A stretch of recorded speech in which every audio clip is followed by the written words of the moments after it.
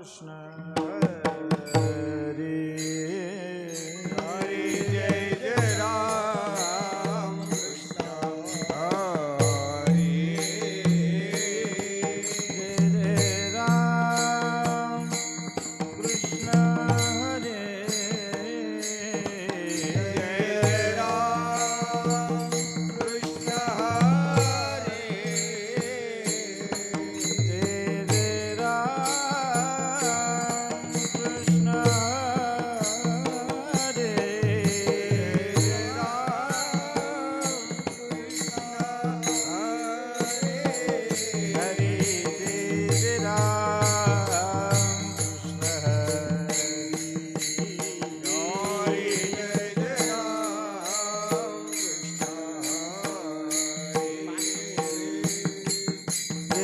राम कृष्ण हरे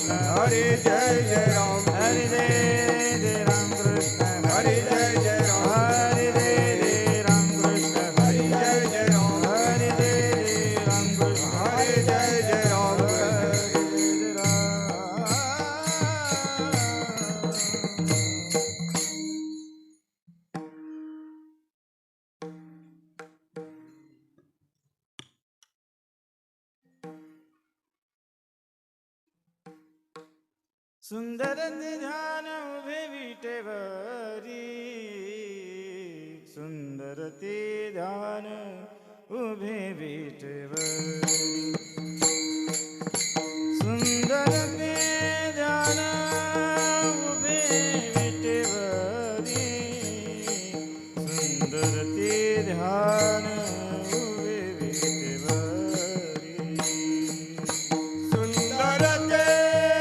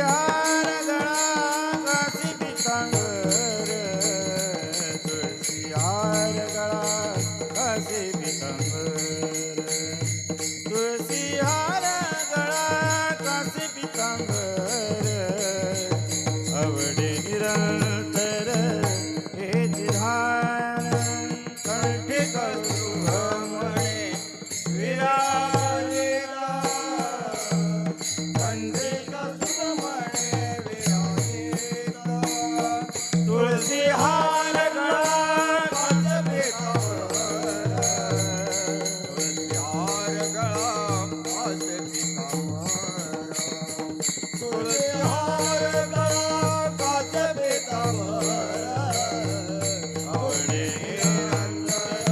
हेच ध्यान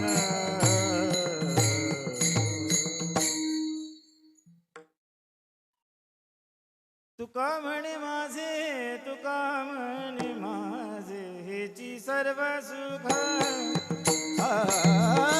तुका म्हणे माझे तुका म्हणे माझे हेची सर्व सुख तुका म्हणे माझे तुका म्हणे माझे सर्व सुख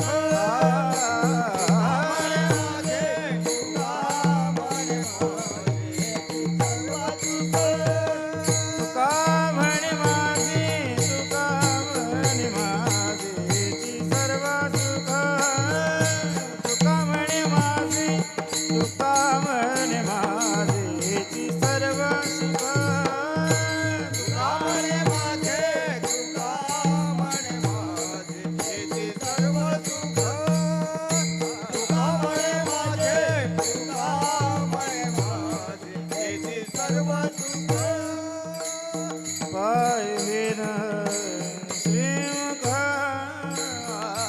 आवडीने पाहिन श्रीमुख आवडीने तुळसी हार गळा तुळसी हार गळा कासे पितांबर तुळसी हार गळा तुळसी हार गळा कासे पितांबर पाहिन श्रीमुख आवडीने पाहिन श्रीमुख आवडीने तुळसी हार गळा तुळसी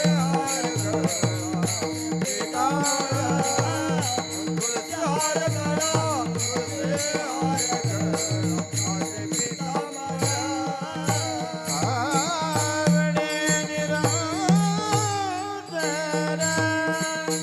हेच ध्यान आवडे निरंतर हेच ध्यान आवडे निरंतर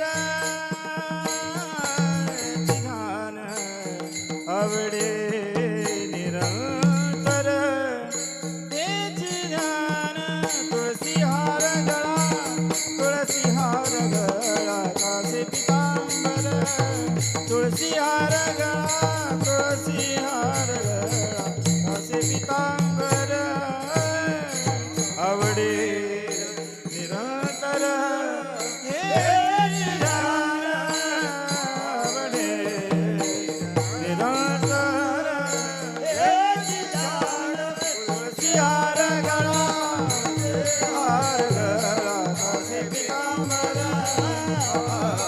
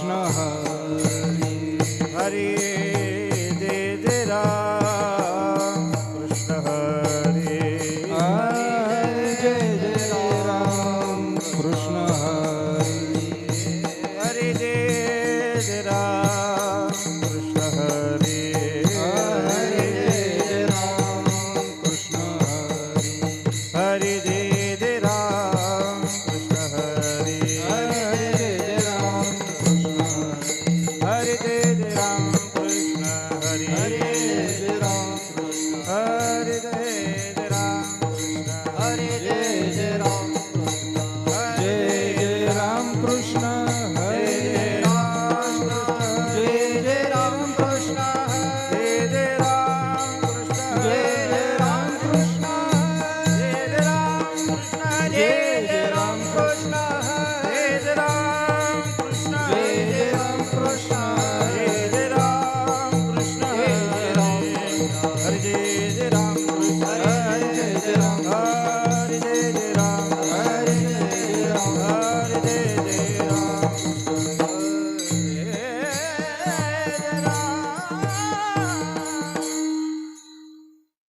रूप पाहता लोचणी सुख झाले ओ साजणी सुख झाले ओ साजणी सुख झाले ओ साजणी रूप पाहता लोचणी सुख झाले ओ साजणी सुख झाले ओ साजणी सुख झाले ओ साजणी रूप पाहता लोचणी सुख झाले ओ साजणी सुख झाले ओ साजणी सुख झाले ओ साजणी रूप पाहता लोचणी सुख झाले ओ साजणी सुख झाले ओ साजणी सुख झाले ओ साजणी तो हा विठ्ठल बरवा तो हा माधव बरवा तो हा माधव बरवा तो हा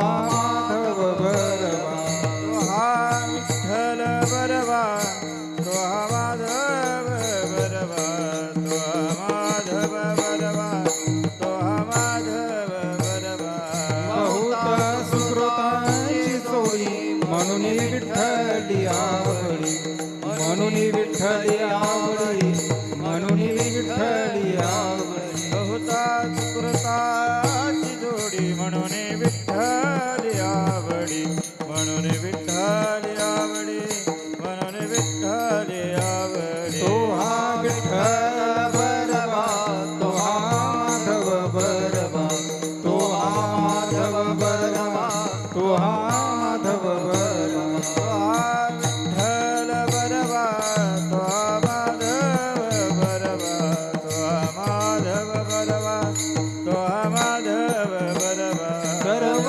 सुखाचे आगर सर्व सुखाचे आगर सर्व सुखाचे आगर सर्व सुखाचे आगर सर्व सुखाचे आगर बापर कुमा देवीवर बापर कुमा देवीवर बापर कुमा देवीवर सर्व सुखाचे आगर बापर कुमा देवीवर बापर कुमा देवीवर बापर कुमा देवीवर तो हा विठ्ठल बरवा तो हा विठ्ठल बरवा तो हा विठ्ठल बरवा विठ्ठल बरवा तो हा विठ्ठल बरवा तो हा माधव बरवा तो हा माधव बरवा तो हा माधव बरवा तो हा विठ्ठल बरवा तो हा माधव बरवा तो हा माधव बरवा तो हा माधव बरवा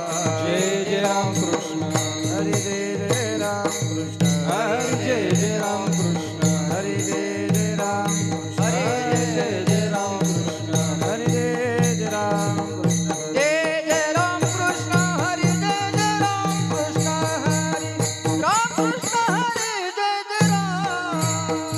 जय राम कृष्ण हरे जय जय राम कृष्ण हरे राम कृष्ण हरे जय जय राम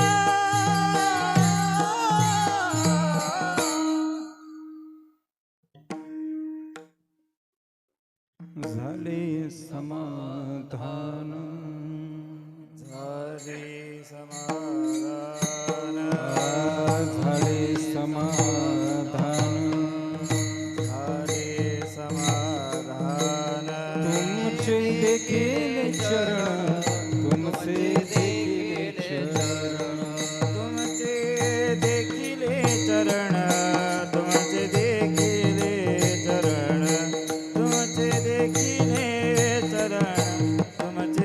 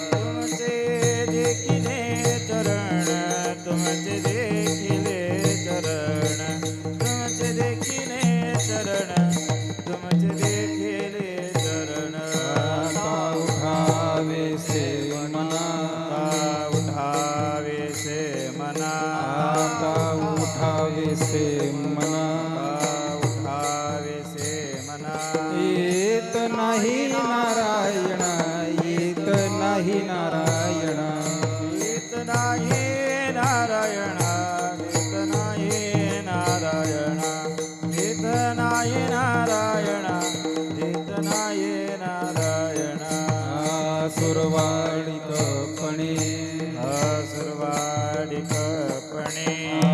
सुरवाडिकपणे असुरवाडिकपणे येथे सापडले केणे येथे सापडले केणे येथे सापडले केणे येथे सापडले केणे येथे सापडले केणे येथे सापडले केणे आता उठावेसे मना आता उठावेसे मना आता उठावेसे मना आता उठावेसे मना येत नाही नारायण येत नाही नारायण येत नाही नारायण येत नाही नारायण येत नाही नारायण येत नाही नारायण तुका म्हणे भोग तुका म्हणे भोगविला तुका म्हणे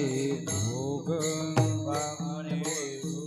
गेला निवारिला लाग गेला निवारिला गेला निवारीला लाग गेला निवारीला लाग गेला निवारेला लाग गेला निवारेला लाग आता उठावेसे मना उठावेसे मना आता उठावेसे मना उठावेसे मना येत नाही नारायण येत नाही नारायण येत नाही नारायण येत नाही नारायण येत नाही नारायण येत नाही नारायण विठोबा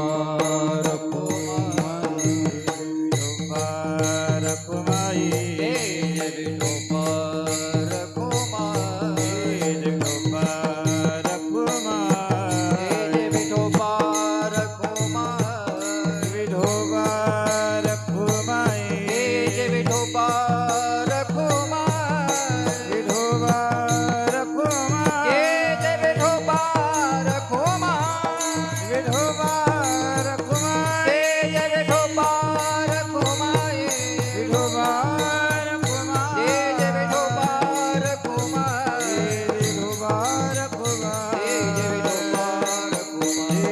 विठोबा रखुमाई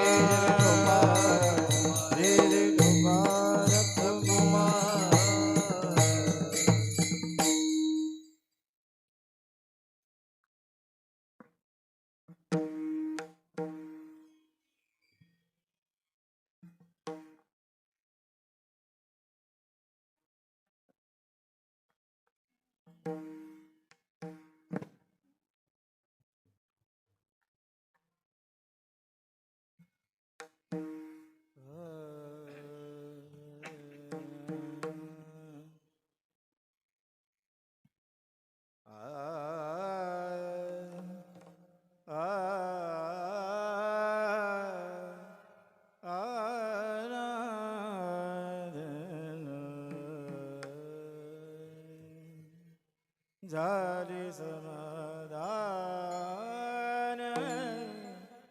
झाले समाधान झाले समाधान झाले झाले समाधान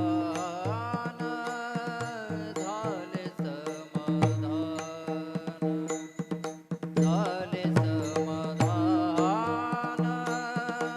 झाले समाधान झाले समाधान झाले समाधान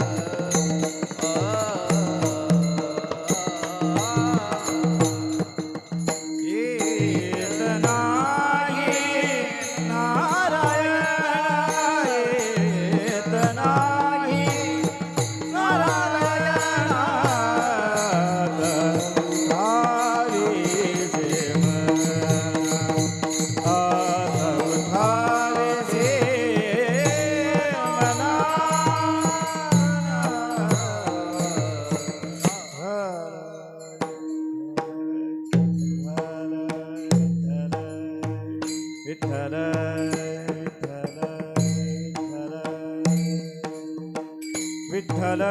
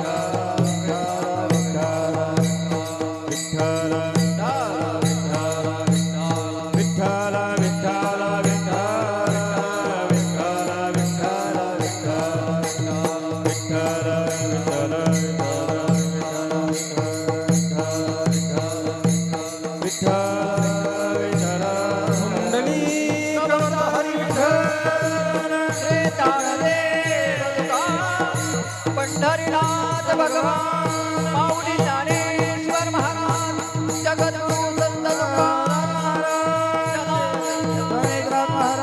समर्थ सद्गुरु बाबा महाराज समर्थ सद्गुरु पुरुषोत्तम बाबा महाराज की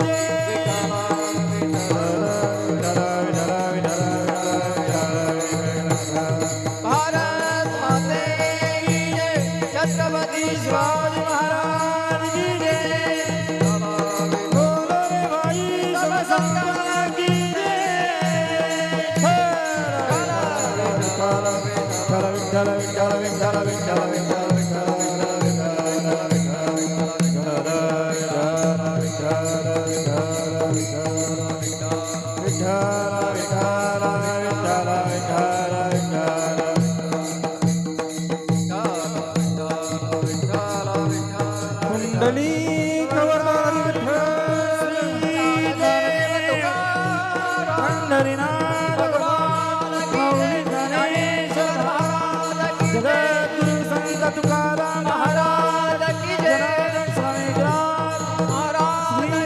सद्गुरु बाबा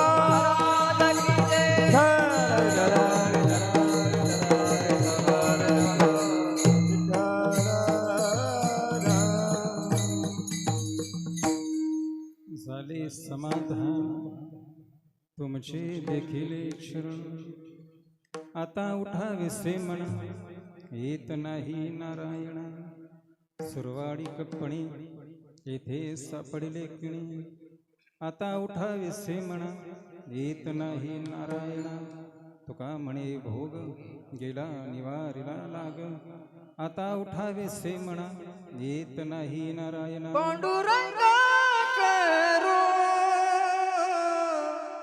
प्रथम पांडुरंगा करो प्रथम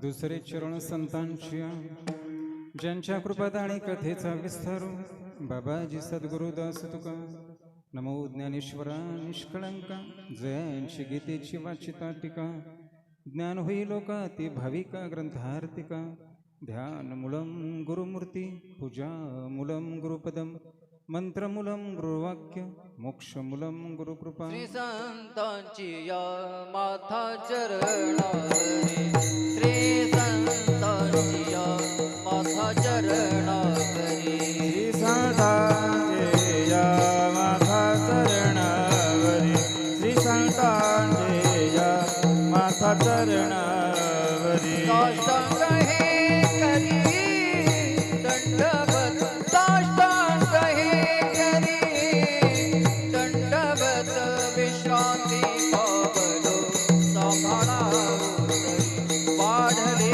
अंतरी प्रेम सुख साष्टांग हे करी दंडवत साष्टांग हे करी दंडवत विश्रांती पावलो सांभाळा उदरी वाढले अंतरी प्रेम सुख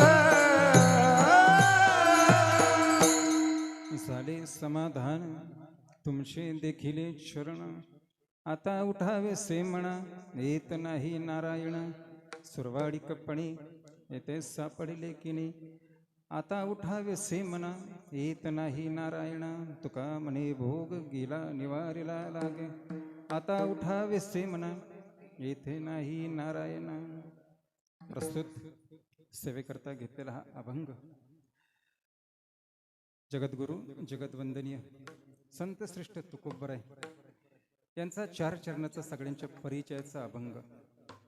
पण तुकोबरायांच्या नंतर कोणी परमार्थिक माणसाने किंवा संसारिक माणसाने हे बोलायचं धाडस केलं नाही की झाले समाधान. विठ्ठल विठ्ठल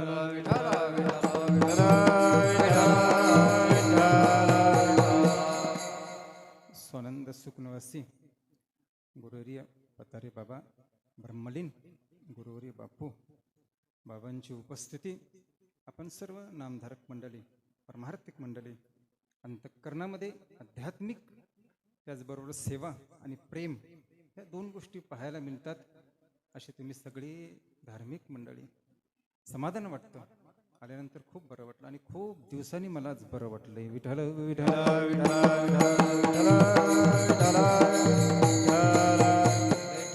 परमेश्वराला पण तिथंच थांबावं असं वाटतं जिथं सेवा आहे आणि जिथं प्रेम आहे तिथं. ज्ञान हा विषय वेगळा आहे परमार्थामध्ये. ज्ञान हा विषय वेगळा आहे. ज्ञानाची जिज्ञासा पण वेगळी आहे. पण ज्ञान त्यालाच प्राप्त होतो तद्वेदी प्रणिपातेन परिप्रश्न सेवया. जिथे सेवाभाव आहे तो मनुष्य ज्ञानाचा अधिकारी आहे. पण सेवाभाव करताना सुद्धा त्या सेवेच्या मागे कोणता स्वार्थ नसावा. हा अभंग मगाशी बोललो तुम्हाला केवढं मोठं धाडस आहे बोलण्याचं की झाले समाधान. का बोललो धाडस? समाधान तेव्हा मनुष्य म्हणतो जेव्हा एखादी गोष्ट प्राप्त होते ना तेव्हा मनुष्य म्हणतो की समाधान झालं. पण तुकोबरांना पण प्राप्त झालेलं आहे. भगवंताचं चरण म्हणतात. पण जी विनंती केलेली आहे ते नारायणाच्या समोर विनंती केलेली आहे. आता प्रश्न असा उपस्थित होतो की तुकोबरांच्या समोर का कमी नावं नाहीत देवाची. राम पण आहे, कृष्ण पण आहे, गोविंद आहे, गोपाल आहे, माधव आहे. अनेक नावं तुकोबरांच्या समोर देवाची आहेत. परंतु या अभंगामध्ये तुकोबरांनी देवाचं नारायण हेच नाव का घेतलं असेल हे नाव जेवढे लक्षात येतं तेव्हा मग आपल्याला समजेल की तुकोबरांनी नेमकं या अभंगातून काय म्हणायचं आहे. नारायण हे नाव घेण्याच्या मागचं कारण एवढंच आहे की नारायण ही चित्ताची देवता आहे. माणसाचं मन लागतं परमार्थामध्ये, माणसाची बुद्धी पण लागते परमार्थामध्ये. परमार्थ बरोबर चाललं आपला हे तेव्हा समजतं जेव्हा आपलं चित्त ह्या परमार्थाकडे लागतो तेव्हा. कधी कधी क्षणभर माणसाचं चित्त पण लागेल पण ते कायमस्वरूपी चित्त टिकेलच असं नाहीये. पण तुकोबरा देवाला विनंती करतात. येताना पण चर्चा केली थोडी. आपण परमार्थ करतो, आपण संसार करतो आणि बऱ्याच वेळेला ह्या दोन्ही गोष्टी आपल्या बुद्धीने आणि आपल्या शक्तीनेच करत असतो. परमार्थ पण आपल्या बुद्धीने करतो, बुद्धी लागतेच. संसार करायला पण बुद्धी लागते, संसार करायला पण शक्ती लागते. पण ह्या सगळ्या 2 गोष्टी आपल्याकडे असताना सुद्धा आपल्या जीवनामध्ये नेहमी हे चढ उतार हे चालूच असतात. का मुळात तो संसाराचा एक स्वभावच आहे. आणि बघा काय गंमत आहे, या साधू संतांनी ह्या संसाराचा स्वभाव आम्हाला सांगितला, पण तरी पण आम्ही त्या शब्दावरती विश्वास ठेवत नाही. संसार कसा आहे, दुःखामुळे आहे. संसार दुःख मूळ चहूकडे एकळ. संसार दुःख मूळ चौकडे विश्रांती नाही कोठे रात्रंदिवस तळमळ. विश्रांती नाही कोठे रात्रंदिवस तळमळ. काम क्रोध लोभ शून्य कोणी लागले ओढा. कोठे पाठी लागले ओढा. करुणाता शरण जावो दृष्टी देईल निर्मळ. नाथा चरण जावो विठोबाचा धर्म जागो त्याचे चरणी लक्ष लागो. विठोबाचा धर्म जागो त्याचे चरणी लक्ष लागो. विठोबाचा धर्म जागो त्याचे चरणी लक्ष लागो. विठोबाचा धर्म जागो त्याचे चरणी लक्ष लागो. संसाराचा स्वभाव हा साधू संतांच्या अनुभवाने जो आम्हाला समजलेला आहे, तो फक्त लक्षात ठेवावा आणि माणसाने संसार करावा. संसार सोडावा असं नाही, आणि हे प्रमाण डोळ्यासमोर नसावा असं पण नाही. प्रत्येक संसार करणाऱ्या माणसाच्या समोर हा प्रमाण असावंच की संसार असाच आहे, आणि लक्षात ठेवूनच माणसाने हा संसार करावा. आज ही 3 दिवसाची आपली वारी, आनंद वाटला, समाधान वाटलं की गुरुरायांना भेटण्यासाठी आपण पायी वारी करत इथपर्यंत आलो. पण महत्वाचा प्रश्न हा असतो की हा येण्याच्या मागचा हेतू काय असू शकतो आपला. सद्गुरूंना आपण शरण जाणारे माणसं आहोत. आता पुन्हा आजपासून आपली दिंडी वारी पायी वारी चालू झालेली, आळंदीला पण जायचं आहे. मी जाण्याचा मागचा हेतू काय असू शकतो, का मनुष्य एवढं चालत असेल. इथे 3 दिवस चालला, तिकडे 7 दिवस चालणार आहे. त्या चालण्याच्या मागचा आपला हेतू एवढाच आहे की जे ज्ञान गुरूंना आहे, जे ज्ञान साधू संतांना आहे, त्या ज्ञानाचा आम्हाला थोडासा अनुभव येऊ द्या. विठ्ठल विठ्ठल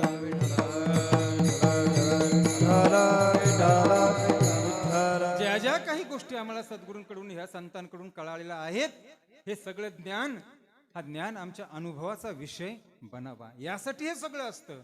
आणि या अभंगामध्ये तुकोबराय विनंती करतात ती सुद्धा नारायणाला, चित्त आमचं ठीक असावं.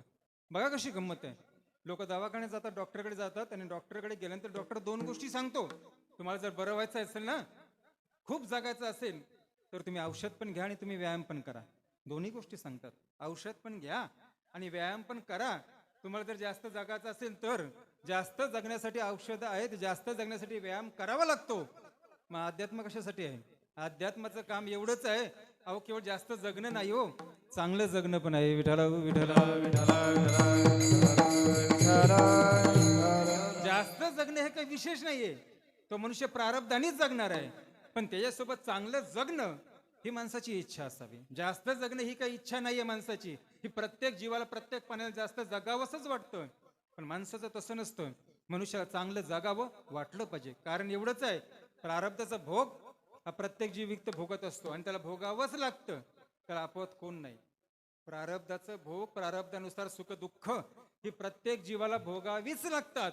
पण आम्ही मनुष्य आहोत, आम्ही भोगतच का बसावी, हा पण मोठा प्रश्न आहे. दुःख येऊ दे ना, आलेलं केवढं मोठं दुःख, केवढं मोठं संकट असेल, पण त्याच्यातून मार्ग काढण्याची शक्ती, मार्ग काढण्याचं सामर्थ्य हे मनुष्यामध्ये आहे. म्हणून त्याला नर म्हणतात. विठ्ठल विठ्ठल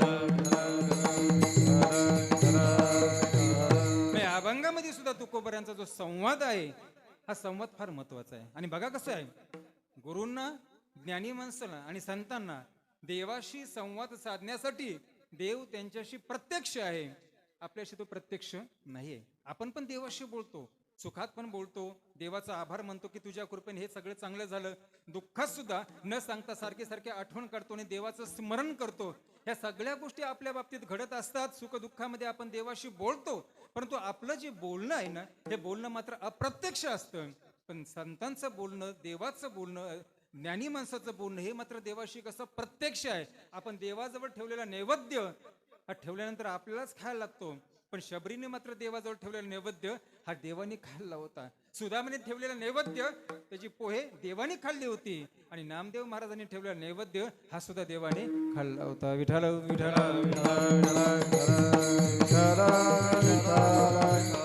जीवन जोपर्यंत ठीक ठाक चाललेलं असतं ना तोपर्यंत आपल्याला वाटतो की देवाचं आपल्याकडे खरंच लक्ष आहे. पण ज्यावेळी दुःखाला सुरुवात होते ना तर मनुष्य पहिला संशय घेतो ना तो देवावरती संशय घेतो की याचं खरंच आमच्यावरती प्रेम असेल की नाही का.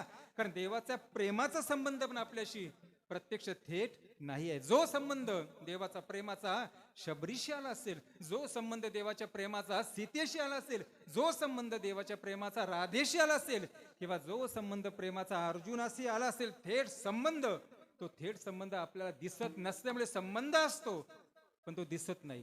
त्याच्यामुळे आपल्या मनामध्ये ह्या शंका येतात. आता बघा कसं आहे, दोन प्रकारची लग्न आली होतात. एक लग्न असतं तो लव्ह मॅरेज असतो, म्हणजे आधी प्रेम आणि नंतर लग्न असतं. आणि दुसरं असं असतं लग्न की आधी लग्न असतं आणि नंतर प्रेम असतं.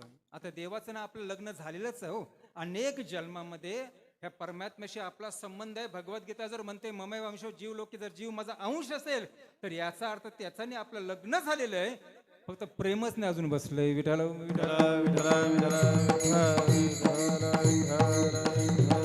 एक प्रेम आणि एक सेवा, या दोन गोष्टी केवळ अशा आहेत की त्या आम्हाला देवाच्या जवळ घेऊन जाणार आहेत. प्रत्येक गोष्ट आम्ही करतो, परवा पण बोललो होतो कीर्तनामध्ये, या ज्या काही गोष्टी करतो आपण त्या सगळ्या देवाशी संबंध जोडण्यासाठीच ना. घरामध्ये लोक उपवास करतात, तेव्हा एकादशी काय असेल किंवा आणखीन काय महाशिवरात्री असेल किंवा आठवड्यातील एखादा उपवासाचा वार असेल, आपण उपवास करतो. कशासाठी उपवास करतो दिवसभर? कारण एकच आहे, कुठेतरी देवाशी आमचा संबंध जोडला जाईल, यासाठी आमचा उपवास असतो. लोक घरामध्ये नामस्मरण करतात, हेतू काय? देवाशी संबंध जोडावा यासाठी घरामध्ये नामस्मरण. तीर्थयात्रा करतायत लोक, कशासाठी? नामस्मरण करण्यासाठी. एवढी फुलं, एवढे हार आणलेत, एवढी चांगली फळं आणलेत, काय कारण? एकच, देवाशी संबंध जोडणं. पण या अनेक अनेक अनेक कारणांनी जरी आम्ही देवाशी संबंध जोडत गेलो ना तरी सुद्धा सगळ्यात श्रेष्ठ संबंध तोच आहे की जो संबंध पांडवांनी देवाशी जोडला त्याला म्हणतात विश्वास. विठाल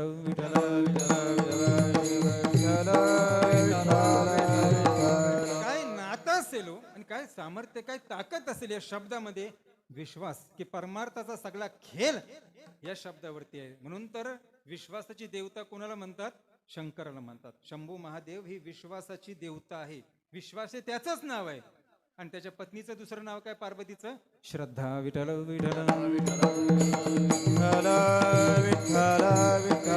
जो संवाद आहे, संवाद हा फार महत्वाचा विषय. आता प्रश्न असा आहे की या संतांना, ज्ञानी माणसाला देवाशी संबंध किंवा देवाशी संवाद जोडण्यासाठी थेट देव आहे, मग आपण कसा काय देवाशी संवाद जोडायचा? हा पण एक महत्वाचा प्रश्न आहे.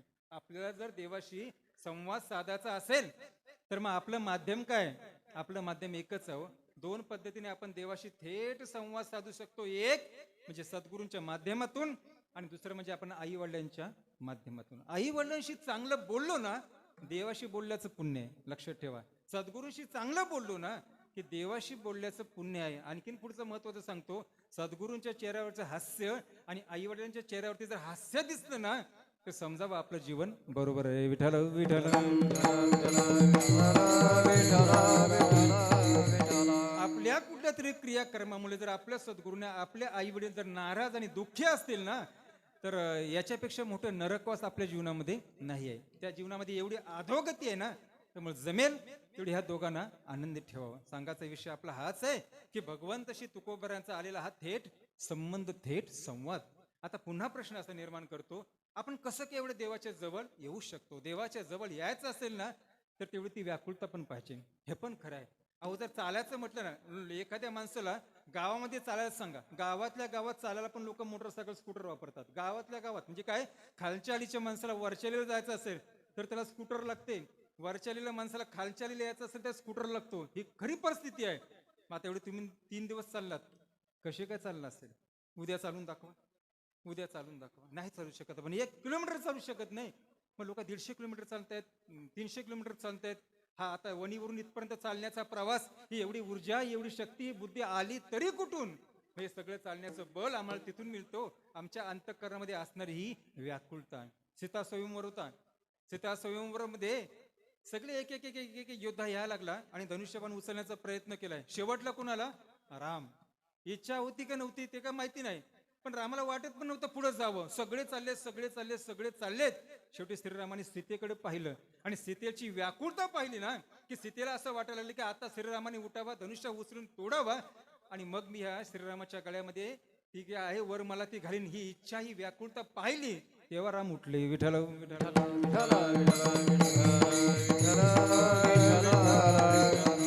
अनेक प्रत्येकाच्या अंतःकरणामध्ये असणारे प्रेम, ही श्रद्धा, ही व्याकुळता, ह्या सगळ्या गोष्टी अंतःकरणामध्ये पाहिजे, तेव्हा तो परमात्मा आपल्याला सहाय्य होतो. सगळ्यांना माहिती हो, श्रीकृष्णाने काय केलं की सूर्याला झाकलं होतं, बरोबर ना. सुदर्शन चक्र सोडला आणि सूर्य झाकला, अंधारच केला. आता सूर्याला झाकण्याच्या मागचं कारण काय असू शकतो हे तर माहिती आपल्याला ना. श्रीकृष्णाने त्या सुदर्शन चक्राने सूर्याला झाकलं. पण आता काय अशी आवश्यकता वाटली कृष्णाला की या सूर्याला झाकावं? काय वाटलं असेल श्रीकृष्णाला? काय वाटलं की सूर्याला झाकावं? कारण एवढंच होतं, देव म्हणते मी आलोच कशासाठी? यदा यदा ही धर्मस्य, धर्माच्या रक्षणाकरता मी आलेलो आहे.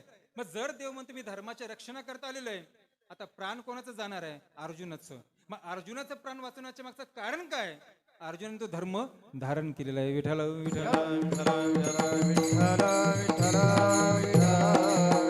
केवळ अर्जुन असता, पांडव असते तर त्या कृष्णाने तो सूर्य झाकलाच नसता. धर्माच्या रक्षणाकरता आलेला आहे, केवळ पांडवांचे नाही, पांडवांनी तो धर्म धारण केलेला आहे. अंतःकरणात जर ती भक्ती असेल, ती प्रेम असेल, ती श्रद्धा असेल आणि धर्म जर असेल तर परमात्मा आपल्याला सहाय्य करतो. अहो किती वर्ष नाथांची सेवा केली याच्यावरून सगळं लक्षात येते. विठ्ठल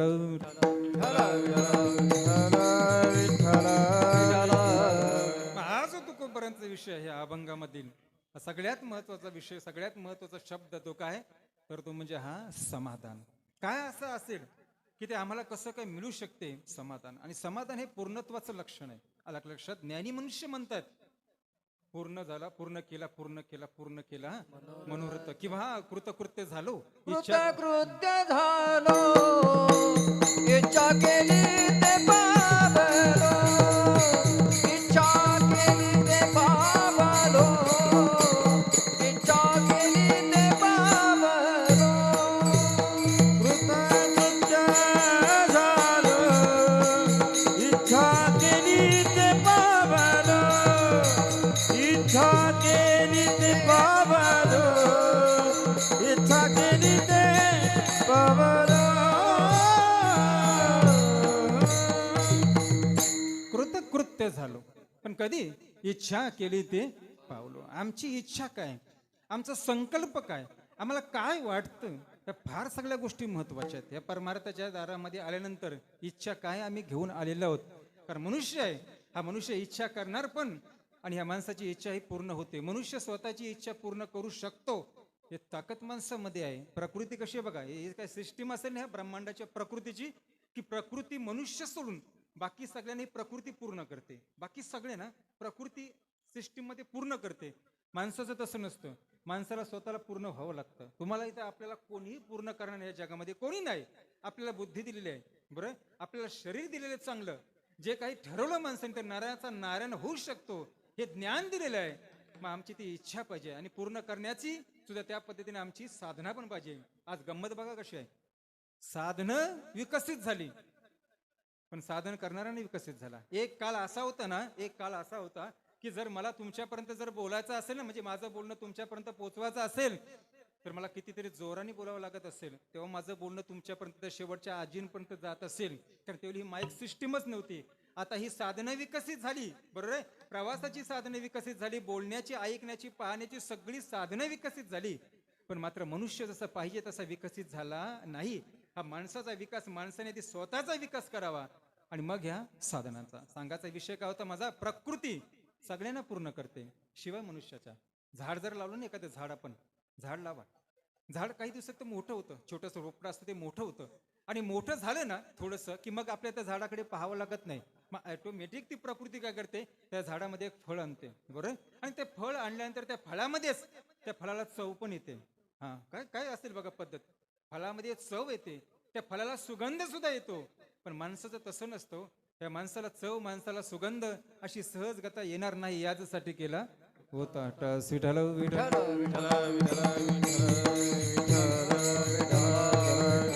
या समाधानापर्यंत जायचं आहे. इकडं पण त्यांनी साधन सांगितलं. गुरु ते ज्ञान, ज्ञानी आत्म दर्शन, दर्शनी समाधान आधी जसे. समाधानापर्यंत मनुष्य साधारणतः काही अशा क्षणिक सुखापर्यंत जाऊ शकतो. तिथे पण माणसाला समाधान मिळतं, पण ते समाधान स्थिर राहील टिकेल असं नाही आहे. यासाठी त्यांनी भगवंताला विनंती केलेली आहे. आणि या भगवंताच्या विनंतीवरून, भगवंताच्या कृपेवरून तुकोबाराला मिळालेले हे समाधान, पण समाधान कुठं भेटलं हे सांगतात अभंगाचं पहिलं चरण. झाले समाधान, झाले समाधान, झाले समाधान, झाले समाधान, झाले समाधान, झाले समाधान,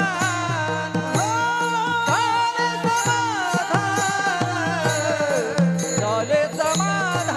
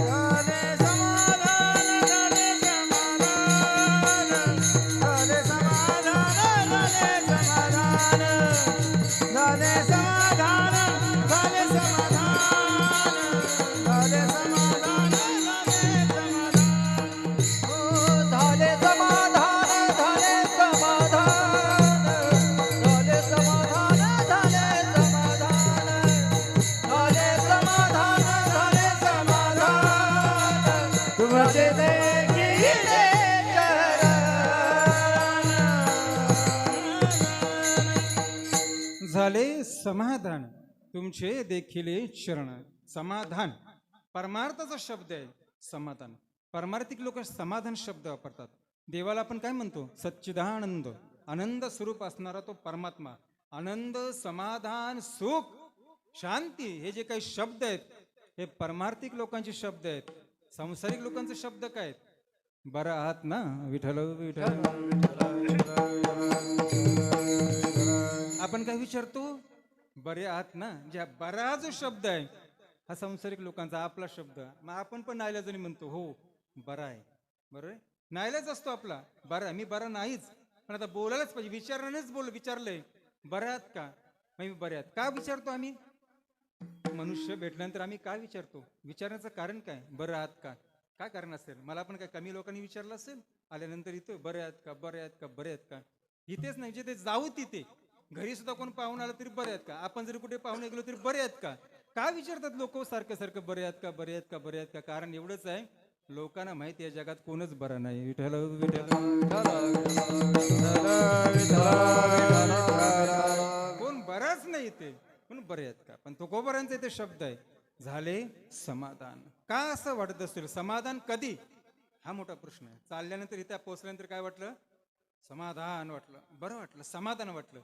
सगळ्यांना समाधान वाटू शकत नाही, हे पण तुम्हाला सांगतो. काही लोकांना त्रास पण होऊ शकतो. काही लोकांना चालण्याचा त्रास पण होऊ शकतो. होतो चालण्याचा त्रास. शरीर आहे, पाय आहे, हे सगळं बरं आहे, तो शरीराचा धर्म आहे. पण हाच धर्म कोणाचा नेमका हे कोणी बोलावं की आम्हाला समाधान वाटलं? गंमत सांगतो तुम्हाला. आपण पण कधी कधी चांगली चांगली कामं करतो. चांगली चांगली कामं करून पण मनुष्य वैतागतो. केलेल्या कामाचा पश्चाताप होतो.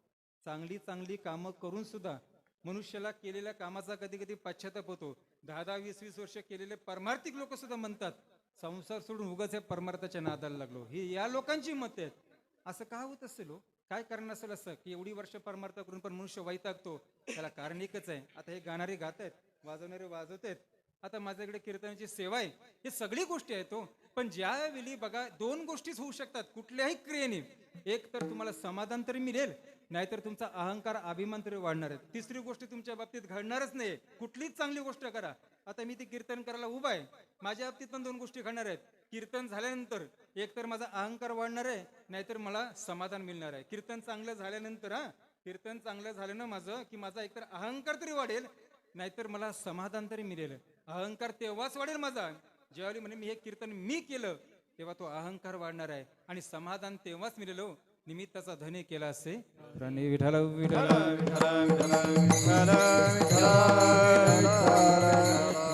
मी केलं असं म्हटलं की माणसाचा अहंकार वाढतो. आणि निमित्त मी फक्त उभा येते या भावनेतून जर आपण बोललो, जर हे कर्म केले, तर मात्र माणसाला काय मिळतो? इथे समाधान मिळतो. कोणतेही कार्य असेल ना, अहो काय सांगू तुम्हाला, 2-2 तास कधी कधी बोलणारी माणसं आम्ही पण असतो. पण कधी कधी मनस्थिती ठीक नसेल ना, तर एक वाक्य आठवत नाही कीर्तनामध्ये. अशी पानाची पण आहे, माझा अनुभव सांगतो तुम्हाला. पानाची पानं मी पाठ करतो, पुस्तक असं नुसतं वाचत गेलो ना यांना माहिती पाठांतर होतो. पण कधी कधी काय होतो ना, एक वाक्य सुद्धा पाठ होत नाही. अशी कधी कधी स्थिती होते. काही वेळेला असं होतं, काय शेवटी जीवन आहे, संसार आहे, अशा अनेक गोष्टी आहेत. ह्या सगळ्या आपल्या बाबतीमध्ये घडत असतात. का असं घडतं त्याला कारणच ते आहे. मी काय बोललो, मी करेन म्हटलं तर एक वाक्य पाठ होणार नाही. आणि माझ्या निमित्ताने सगळं घडतंय. पुस्तकाचे पुस्तकं पाठ होतात. विठाल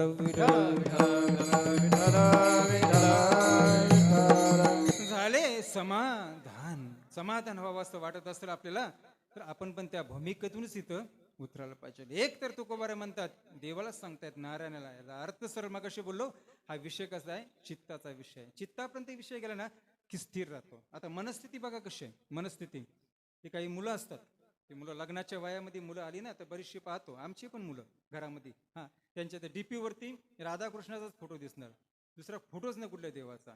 लग्नाचं वय झालं की फोटो राधाकृष्णाचाच. पण एकदा का लग्न झालं, त्या मुलीला पण मी परत बोललो, लग्न आहे म्हणून तिला, एकदा लग्न झालं ना म्हटलं की मग तो डीपी बदलतो. मग राधाकृष्णाचा फोटो राहत नाही, मग त्या ठिकाणी राम आणि कृष्णाचा फोटो येतो. मग त्यांना असं वाटतं राम कृष्णासारखं, सीते राम आणि सीता यांचा फोटो येतो, राधाकृष्ण बाजूला आणि राम सीता, ते यांच्यासारखं जीवन जगावं. परत काही 5-10 वर्ष जातात निघून, 5-10 वर्ष निघून गेली ना, आता आमचं जीवन सांगतो नंतर, 5-10 वर्ष निघून गेली की मग त्या डीपीवरती शंकर आणि पार्वतीचा फोटो येतो. मग असं वाटतं माणसाला थोडं वैराग्यासारखं जीवन जगावं, शंकरासारखं जगावं, पार्वतीसारखं जगावं. आणखीन काय 5-25 वर्ष झाली आमच्यासारखी, मग त्या डीपीवर फक्त हनुमानच राहतं. विठाल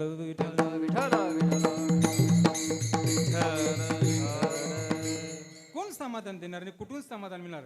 हा होणारा बदल परिस्थितीनुसार आम्ही जर असं जर बदलत राहिलो, परमार्थ करत राहिलो, तर या समाधानापर्यंत येत नाही. समाधान पाहिजे ना, शांतीपर्यंत जायचं. एवढी चांगली उपनिषद आहेत, वाचल्यानंतर लक्षात येतं की या उपनिषदांचा खरा आत्मा एकच आहे. त्यांनी सांगितले जगाला सद्बुद्धी प्राप्त होते, समबुद्धी, आणि ह्या जगाला शांती प्राप्त होते. विठाल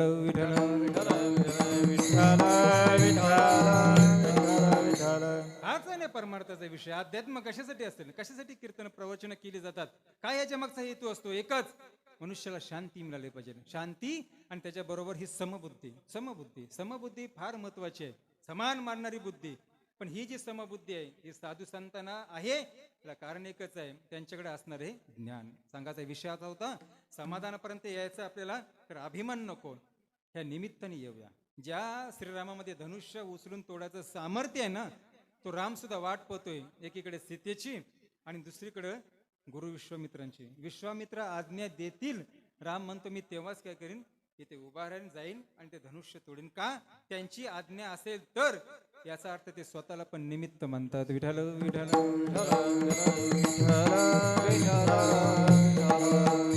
झाले समाधान.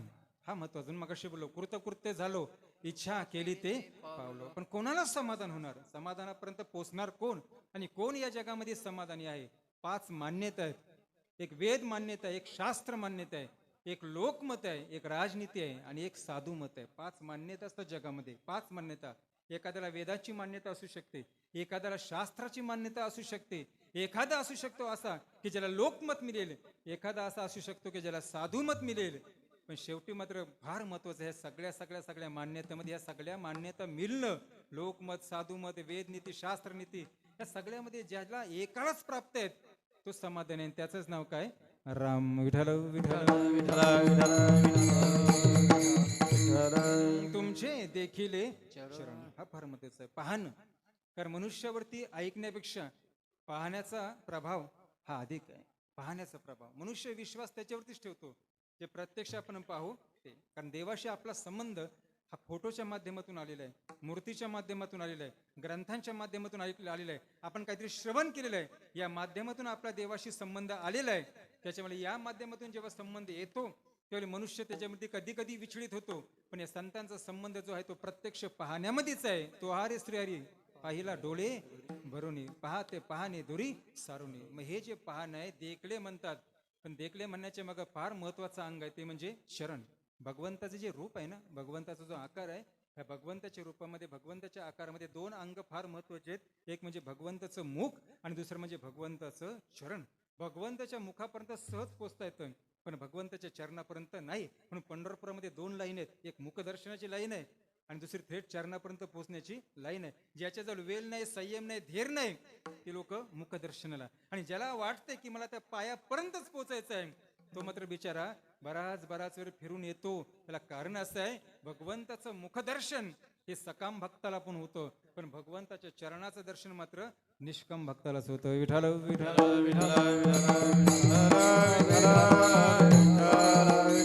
श्रीराम झोपल्यानंतर आराम करताना, त्या युद्धाच्या वेळेमध्ये लंकेमध्ये आराम करताना रामाच्या पायाजवळ दोन भक्त असायचे आणि रामाच्या डोक्याजवळ दोन भक्त बसायचे. रामाच्या डोक्याजवळ जे दोन भक्त बसायचे त्यात एक सुग्रीव होता आणि दुसरा कोण होता तर तो म्हणजे बिभीषण होता. दोघेही कसे सकाम भक्त. सुग्रीवाला किष्किंधा पाहिजे होतं आणि ह्या बिभीषणाला लंका पाहिजे होती. दोघेही सकाम भक्त देवाच्या डोक्यापर्यंत पोचले, मुखापर्यंत पोचले, पण देवाच्या पायापर्यंत शेवटपर्यंत दोघेच थांबायचे, एक अंगद आणि दुसरा हनुमान. विठ्ठल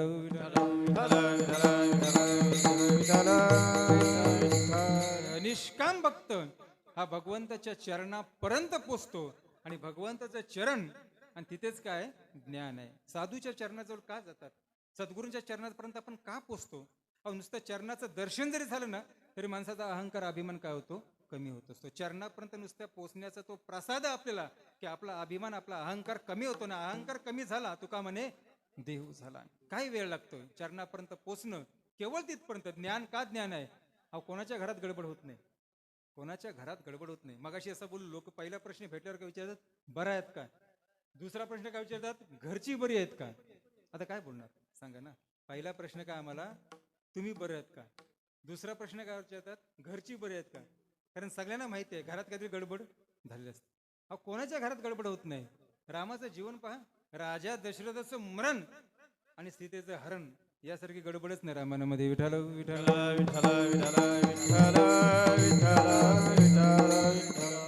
दशरथाचं मरण आणि सीतेचं हरण, रामाच्या संसारातली घरातली एवढी मोठी गडबड आहे, तरी पण राम कसं आहेत, शांत आहेत. हे विशेष आहे. घरामध्ये एवढी गडबड होऊन सुद्धा वडील स्वतः, काय वडिलांचा ते मृत्यू, रामाच्या वडिलांचा अशा पद्धतीने मृत्यू, रामाच्या पत्नीचं हरण व्हावं, तरी सुद्धा राम कसं आहेत, शांत आहेत. बरोबर. सच्चिदानंद सत्यम शिवम सुंदरम, ही देवाची जशी रूप आहेत, देवाची जशी उपाधी आहेत, भगवान शांत आहेत. का शांत असेल हो? शांतीला कारण याचं काय, रामाचं असणारं ते ज्ञान. ज्ञानच माणसाला शांती ठेवू शकतो. यासाठी सद्गुरू आहे. मग ते ज्ञान जे रामाला ज्ञान आहे की ज्या ज्ञाने राम मुक्त आहेत, त्या ज्ञानाने आम्ही पण मुक्त होऊ शकतो. ते ज्ञान आहे कुठं, तुमचे देखील शरण. विठ्ठल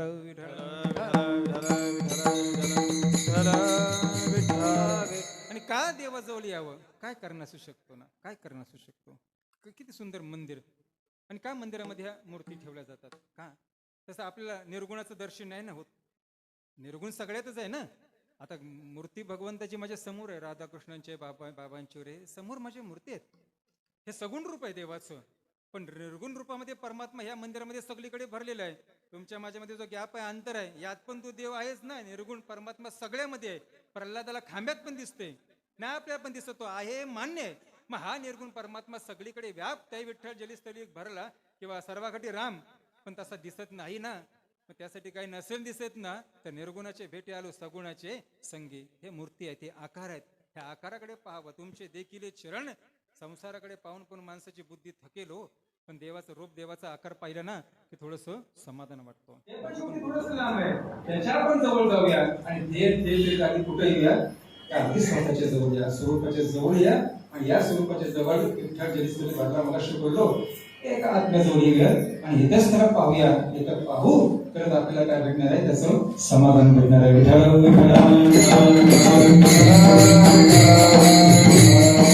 या भगवंताच्या चरणाजवळ वेळ लागतो पोचायला, वेळ लागतो, यात कुठे शंका नाही. कुठून बोलतात ना त्याचं वाक्य बरोबर बोलला होतं की योग होतो पण तो क्षण होत नाही.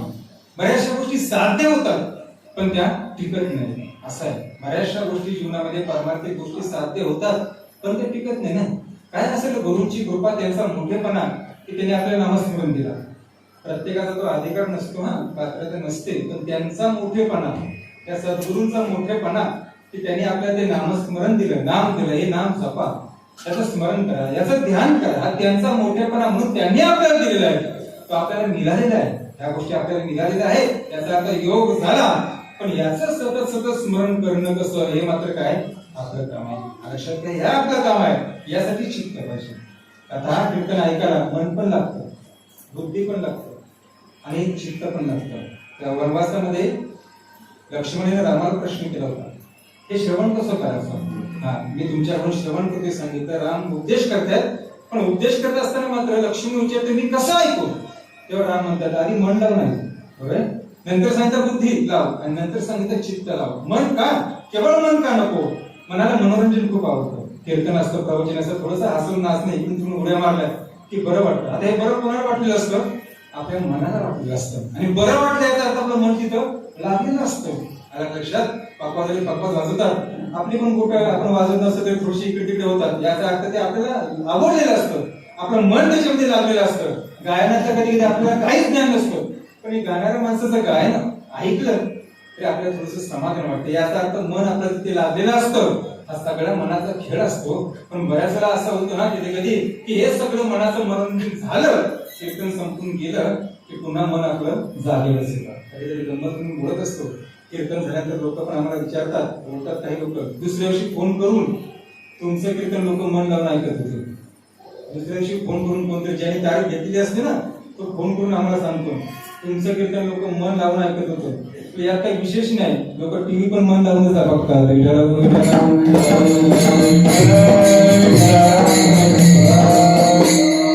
पण मन लावूनच बघतात. बरं, तर काही विशेष नाही. कीर्तन मन लावून ऐकलं काही, ती टीव्ही मन लावून ऐकलं काय. पण याच्या पुढे काय सांगितलं, बुद्धीने ऐकावं. बुद्धीने काय ऐकावं, त्याला कारण एकच आहे. ऐकलेले जे काही शब्द आहेत, वाक्य आहेत, जे चिंतन आहेत, त्याच्याबद्दल आम्हाला जिज्ञासा निर्माण झाली पाहिजे. जिज्ञासा निर्माण झाली ना, काहीतरी प्रश्न निर्माण झाले की समजायचं ऐकलेल्या विषयी आमच्या बुद्धीपर्यंत गेले. आणि कीर्तनकाराचं कामच ते आहे, लोकांच्या मनात जिज्ञासा निर्माण करावं. आता ते नाही केलेलं बरं असतं कीर्तन.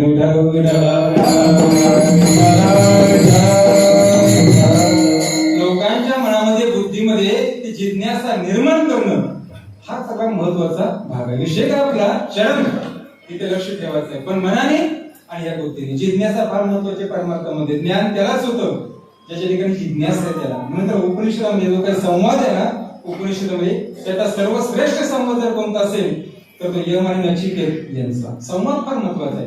भगवान परमात्म्याचा कृष्णाचा आणि अर्जुनाचा संवाद आहे, चर्चा. थोडक्यात काय ती चर्चा. कीर्तन झाल्यानंतर पण आपली चर्चा होते सगळ्यांची, मला बरं वाटते. चर्चा असावी. अर्जुनाचा आणि कृष्णाचा संवाद, त्यांची चर्चा का महत्वाची ठरली, त्या चर्चेने पुढे जगाचं कल्याण केलं.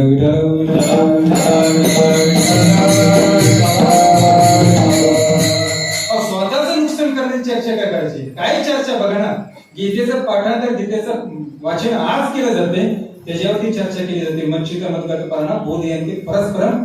काय सगळं कशासाठी, कारण ते काय जगाचं कल्याण करण्याचं सामर्थ्य त्या चर्चेमध्ये. काय ती चर्चा जरी असेल राजा जनकाची आणि अष्टवक्र ऋषीची, काय चर्चा असेल ती की ती चर्चा झाल्यानंतर राजा जनक असं काय बोलते ना ते ब्रह्मदेवाने असं बोलू शकत.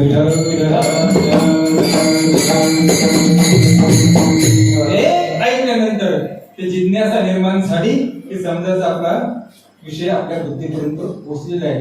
पण कधी कधी बुद्धी पण माणसाला धोका देते, हे पण तुम्हाला सांगतो. बुद्धी पण धोका. मी एक गंमत सांगतो मला. कायमचं माझं वाक्य ऐकतो, मी लहान तरुण आणखी पुढे काही मोठ्या शेवटपर्यंत एक माझं वाक्य ऐकू द्या. मी काय सांगतो तुम्हाला. आपण माणसं आणि आपण चुकणार आहोत, आपण चुकणार आहोत.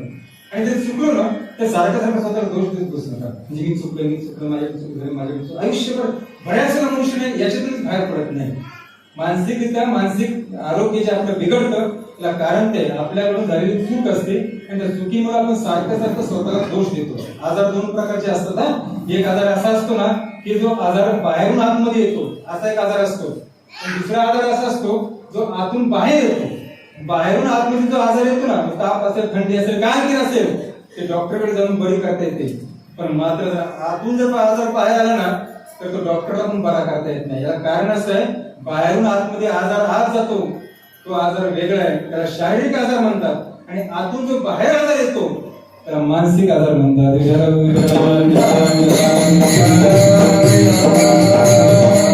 काय सांगितलं तुम्हाला, दोष देत बसू नका स्वतःला. त्याला कारण एवढंच आहे, रामायणाचे 7 कांड आहेत. रामचरित्र मानस मध्ये 7 कांड आहेत.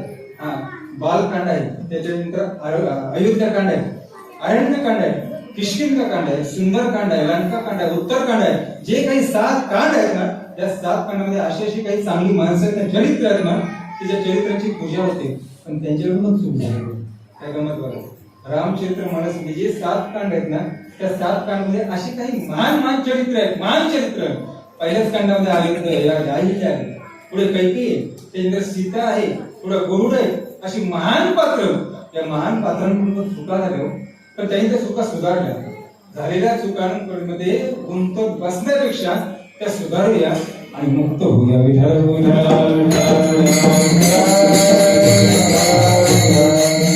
संसारामध्ये झालेल्या चुकांना प्रायश्चित्त काय असेल तुमचे देखील इथे येऊया. पुन्हा चुका करायच्या नाही. प्रायश्चित्त आहे, चुकीला प्रायश्चित्त असतं. प्रायश्चित्त चूक कधी असते, एकदा केली चूक, दुसऱ्यांदा चूक केली तर ती चूक असते. आणि सारखी जर चूक करायला लागली ना तर ती चूक नसते, त्याला मूर्खपणा म्हणतात.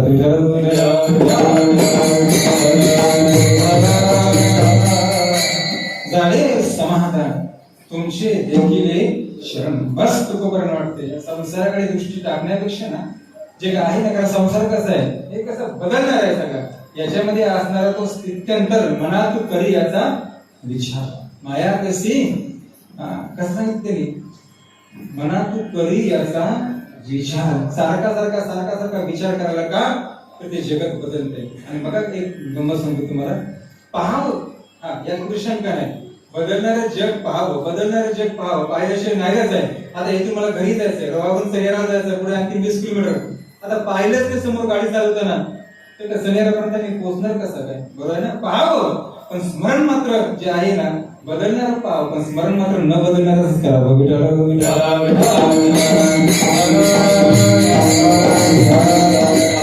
शरीराकडे पाहावं. साधू संतांना पण सगळं जग दिसते, पण त्या जगामध्ये त्यांना एकच दिसते. त्या जगामध्ये त्यांना एक दिसते, म्हणून ते कसे शांत आहे. समाधान का, आता चरण पाहिलं ते काय तिथंच दिसतं, देवाचे दिसत नाही, सगळ्यांना दिसताना काय दिसतं, भगवंताचं चरण दिसतं, म्हणून ते म्हणतात समाधान आहे. आता बघा, सकाळी उठल्यानंतरच नाही पडत, दिवसभरच आपण आरशासमोर जातो, बरोबर आहे. आपण आरशासमोर जातो. आता आरशासमोर गेल्यानंतर आपल्याला किती दिसतात, आपण किती दिसतो, एक दिसतो का 2 दिसतो. आरशासमोर गेल्यानंतर आपल्याला आपण किती दिसतो, एक दिसतो की 2 दिसतो, 2 दिसतो ना, बरोबर आहे. आता 2 दिसतो म्हणजे घरात आडवड करतो का, अरे हा कोण आहे, नाही ना, माहिती आहे आपल्याला 2 दिसत असते, तर आहे किती, एकच. बरोबर. संतांचं कसं ज्ञान त्याला म्हणतात, दिसते सगळं, बरोबर, पण त्याला माहिती आहे या सगळ्यामध्ये तो एकच आहे, म्हणून त्याला ज्ञानी म्हणतात.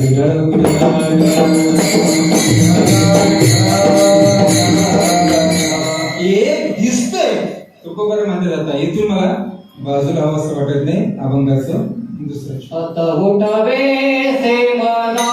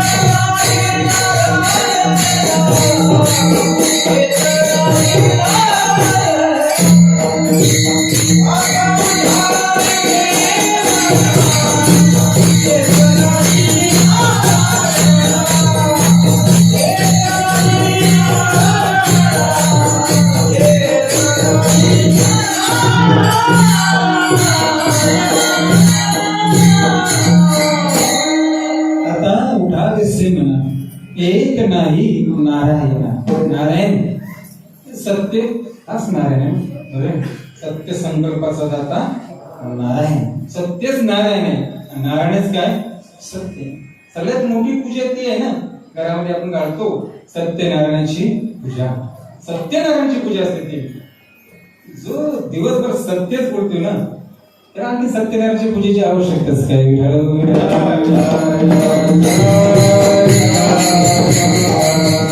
आता उठावेसे म्हणा येत नाही नारायण मनाचा विषय सांगितलं तर बाहेर पडावं तर मनालाच वाटतं मला इथं आता बुद्धीने आणलंय बुद्धीने मला सांगितलं तारीख आहे आपल्या जायला पाहिजे बाबाची भेट सगळी मंडळी आपली भेटतील मी मला बुद्धी ते घेऊन आले माझं लक्ष घराकडे जाते आता परत घरी गेला पाहिजे हे कोण सांगते मन सांगते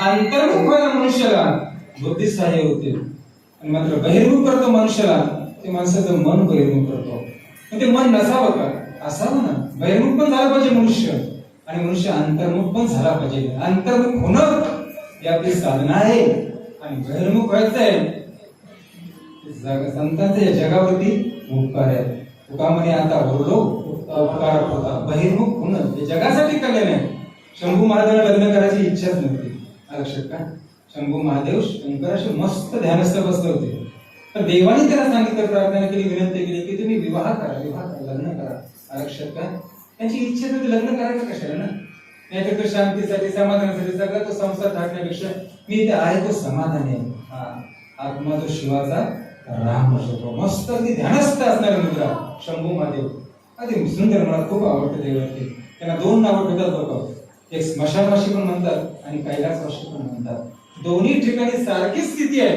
दोन्ही ठिकाणी आपल्या वैकुंठाचं विशेष आकर्षण असतं पण आपल्या स्मशानाचं आकर्षण नाहीये कोण जर घरात मनुष्य गेला ना तर आपल्याला माहितीये हा वैकुंठात जाणार नाही हा कैलासात जाऊ शकत नाही मेल्यावर असू दे हा स्वर्गात तरी जाईल स्वर्गवाशी पण स्मशानवाशी त्याची आपल्याकडे प्रथा नाहीच नाही आवडत आकर्षण आहे ते पण शंभू महादेवची काय स्थिती असेल वैकुंठ असू द्या त्यांचं काय कैलास असू द्या नाहीतर इकडे तर स्मशान असू द्या दोन्ही ठिकाणी सारखेच विभूती असू द्या नाहीतर आणखी त्याची भस्म असू द्या अवस्था त्यांची कशी आहे सारखीच आहे आपला विषय काय होता त्यांना विवाह करायची इच्छा नाहीये पण पार्वतीशी विवाह करायला तयार झाले का जगाच्या कल्याणासाठी एक सांगतो तुम्हाला कुठलाही महात्मा असू द्या महात्मा जो बहिर्मुख होतो गमत सांगतो वरून जी लोक खाली येतात ना आपण जर खाली घालू ना खाली लोक कधी कधी बोलतात अहो काय त्यांचं पूर्वी कीर्तन होतं आता नाही पूर्वीसारखे कीर्तन होतं यासाठी खाली आले म्हणजे काय म्हणतो आपण घसरले बरोबर ना काय त्या माणसाचं वैभव होतं काय त्या माणसाचं जीवन होतं नाही राहिलं आता काय वाजवत होते काय करून जात होता आता काय झालं तो घसरला म्हणतो ज्ञानी पण देव पण अवताराला येतो बरोबर आहे संत पण अवताराला येतात ते पण खाली बहिर्मुख होतात त्या देहावरती येतात व्यवहार करतात याचा अर्थ ते घसरला अशाचा भाग नाही म्हणजे आहेत आपल्यासारखी लोक त्यांना वरती घेऊन जाण्यासाठी ते खाली येतात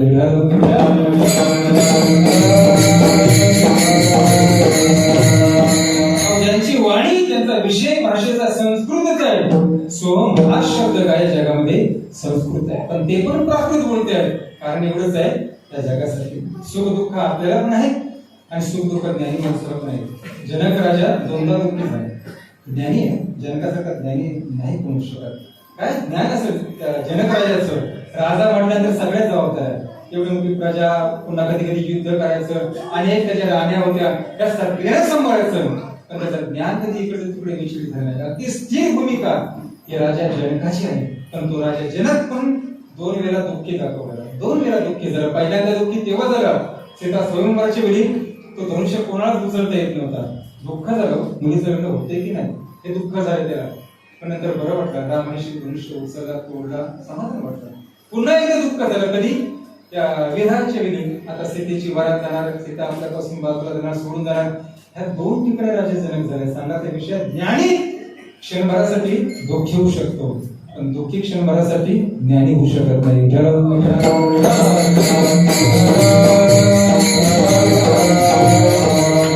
झाला तर त्याचं कल्याणच आहे. सोमज्ञानाचा एक क्षण विचार करी ज्याची त्याची महान पातके जळून गेली. सोमज्ञानाचा एक क्षण जरी मनुष्य त्या ज्ञानाच्या ठिकाणी टिकला ना तरी बरं आहे. खरंच काय ज्ञान असेल साधू संतांचं, काय ज्ञान असेल गुरूंचं. नेहमी एक आवडता विषय सांगत असतो. श्रीरामाने अयोध्येमध्ये राम राजा झाल्यानंतर, राम राज्य झाल्यानंतर सगळ्यांना काहीतरी भेटी दिल्या, सगळ्या वानरांना भेटी दिल्या. शेवटला हनुमान राहिला. आता रामाला प्रश्न पडला, हनुमानाला द्यायचं तरी काय संबंध संतांशी काय घ्यायचं रामालाच कळलं नाही. शेवटी रामाने सांगितलं, हनुमंताला विचारलं, बाबा काय तुला देऊ? तेव्हा तो हनुमंत म्हणतो, रामाला द्यायचं असेल ना तर एवढंच द्या मला की ह्या साधूचं जे ज्ञान आहे, साधूचा जो स्वभाव आहे ना तो मला फक्त क्षणभर कळू द्या.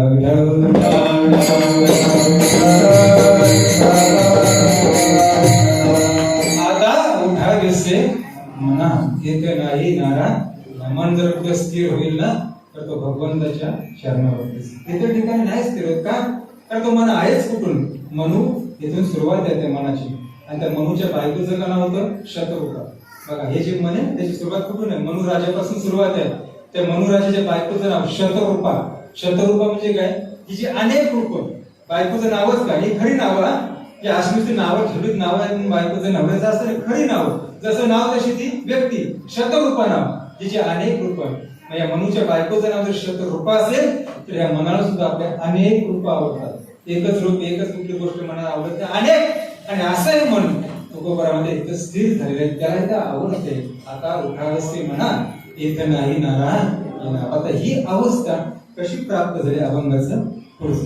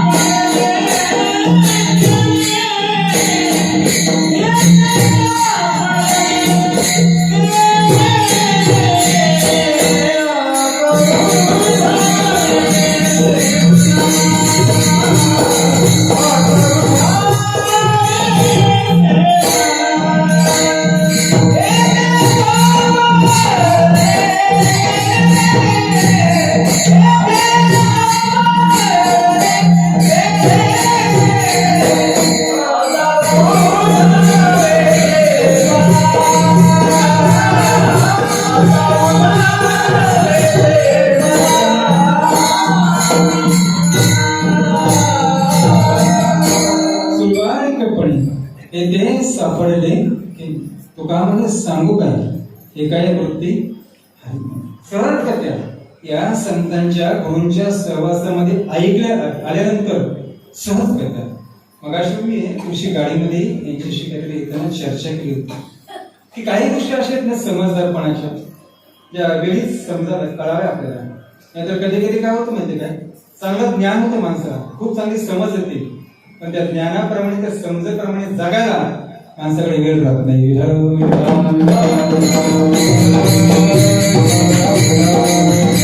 वेळीच माणसाला ज्ञान आहे. अमृत अमृतच असतो, पण चांगली समज ही सुद्धा अमृतापेक्षा कमी नाही. त्यासाठी कीर्तन असतं, त्यासाठी अध्यात्म आहे, त्यासाठी गुरूंचा सहवास आहे, त्यासाठी हे अभंग वाचले जातात. सत्संग का केला जातो? अमृत अमृत असलं तरी सुद्धा ही समज सुद्धा काही कमी नाही. खूप चांगली समज आहे. कारण दोघे पण महत्वाचे आहेत, दोघेही महत्वाचे आहेत. आता तो हार फुलांचा हार आहे, बरोबर आहे. फुलं दोन प्रकारची असतात. गणपतीमध्ये घरामध्ये दोन प्रकारची फुलं आणली जातात. तुमच्याकडे काय पद्धत काय माहिती नाही, एकच प्रकारची आणतात का? आमच्या घरात दोन प्रकारची फुलं आणतात. कुठली दोन प्रकारची असतात? एक खरी फुलं असतात आणि दुसरी ती सजावटीची फुलं असतात. ते वर्षाने एकदा काढतात. सजावटीची फुलं वर्षाने एकदा काढतात. त्या खऱ्या फुलाचं आयुष्य किती असतं? एक दिवसाचं. ते खरं फुलाचं आयुष्य किती? जेमतेम एक दिवसाचं. पण एक दिवसाचं आयुष्य असते ते तो देवापर्यंत पोहोचतोय. ही सजावटीची फुलं सजावटीसाठीच, देवापर्यंत नाही.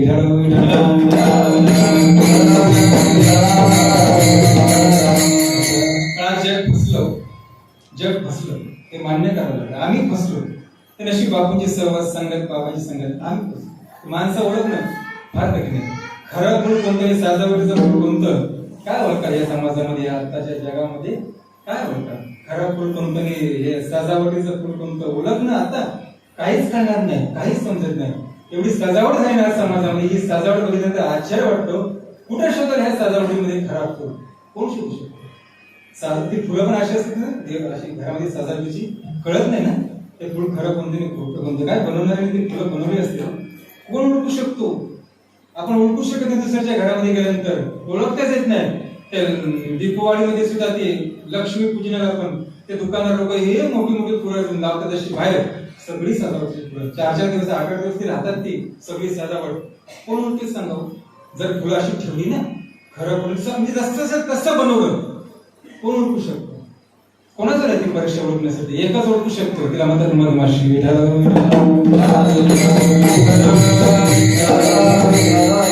मधमाशी ही खऱ्या फुलापर्यंत जाऊ शकते, सजावटीच्या फुलावरती मधमाशी जाऊ शकत नाही. म्हणून तर त्या मधमाशीला दत्तात्रयाने 24 गुरूंपैकी एक गुरु केले. बघा ना, वाचना, तिला पण गुरु केलेले आहे. एका कुमारिकेला पण गुरु केलेले आहे. पाहता दिसे आबळा, विचार वृद्धा होणी आगळा. कशी उभी आहे तिथे मस्त प्रमाणे नाथांच्या त्या एकनाथी भागवतामध्ये. पाहता दिसे आबळा, विचार वृद्धा होणी आगळा. लहानशी पूर्वी कुमारी ती, पण तिची समज एखाद्या म्हाताऱ्या बाईला समज नसेल एवढी त्या पूर्वीला समज आहे. सांगायचा विषय आपला हा होता की इथपर्यंत यायचं आहे, पण येण्यासाठी मध्ये तुकोबाला म्हणतात सहज सापडलं मला. हे विशेष आहे. परमार्थाची ही विशेष आहे. म्हणून सांगतो, जुन्या लोकांचा जो अनुभव असतो ना, घरामध्ये काय वाटावे जुनी लोक असावी, असं वाटावं माणसाला. वाटावं घरामध्ये जुनी लोक असावी घरामध्ये. मी कधी एक सांगतो ना की आईला वगैरे ना आणि वडिलांना ते काही लोक बोलतात मला आवडत नाही, की म्हातारी म्हणतात. जरा वय झालं की म्हातारी म्हणतात. कधी शब्द उच्चारण जगाने बोलावं आपल्या आईला म्हातारी. आपण कधी आईला म्हातारा म्हणायचं, मी वडिलांना कधी म्हातारा शब्द ऐकल्यावर पण वाईट वाटलं पाहिजे आपल्या आई वडिलांमध्ये.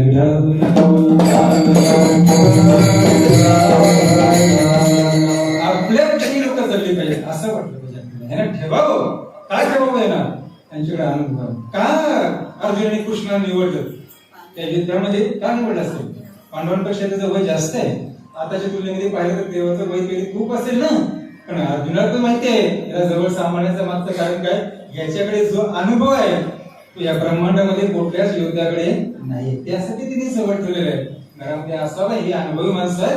अनुभव आहे, सद्गुरूंकडे अनुभव आहे, बरोबर ना, संतांकडे अनुभव आहे. त्या ओव्या आपल्याला सहज मिळालेल्या आहे. कशासाठी भेटले असतील? आज या भारतामध्ये अशी काही मंदिर आहेत ना, अशी काही मंदिर बाहेरची लोक ते मंदिरावर सगळा खर्च करतात. सगळा निधी आहेत ना काही मंदिर, मी नावं घ्या नको, मला आवडत नाही नाव घ्या. अशी काही मंदिर दिसायला सुंदर भारी मंदिर आहेत. खर्च भारतातील लोक नाही करत, बाहेरच्या देशातील लोक ते सगळं खर्च करतात. तिथे लोक कामगार म्हणून ठरलेले आहेत. काय कारण असू शकतो? हीच मंदिर ते त्यांच्या देशातून बांधू शकतात ना, चांगली बांधू शकतात, सांभाळू शकतात. भारतातच का? कारण नाही काय, त्यांना भारताची संस्कृती समजून घ्यायची.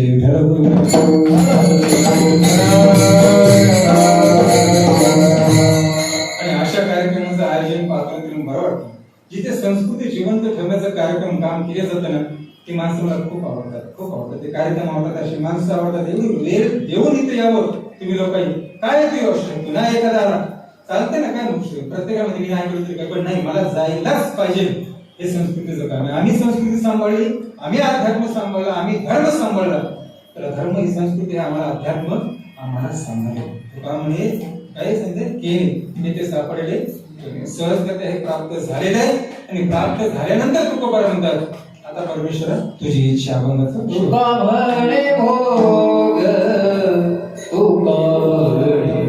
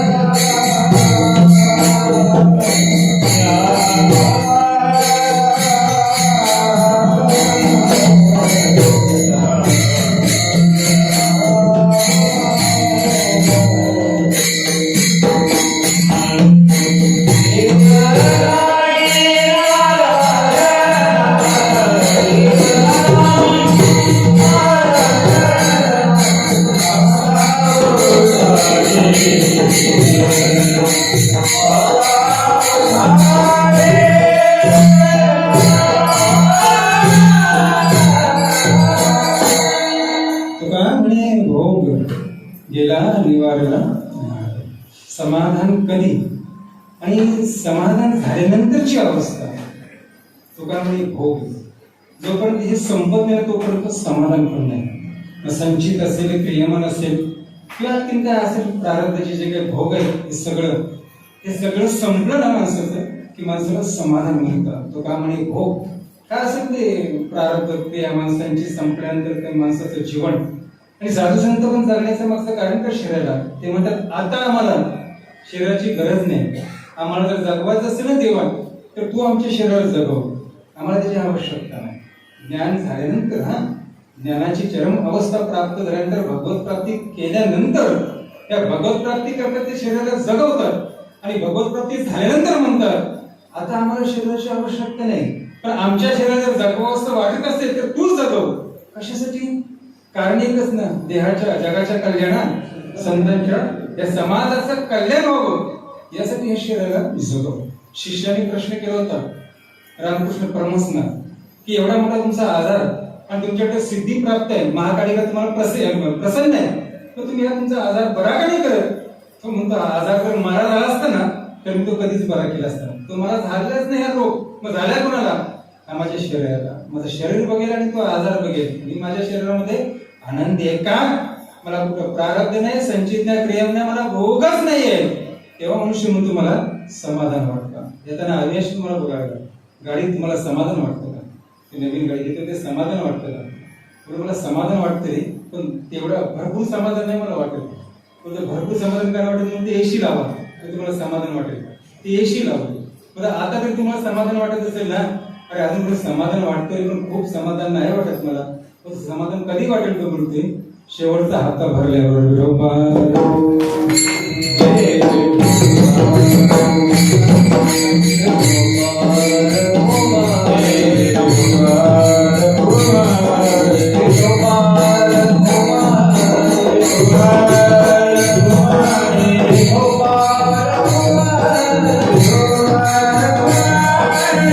Bye.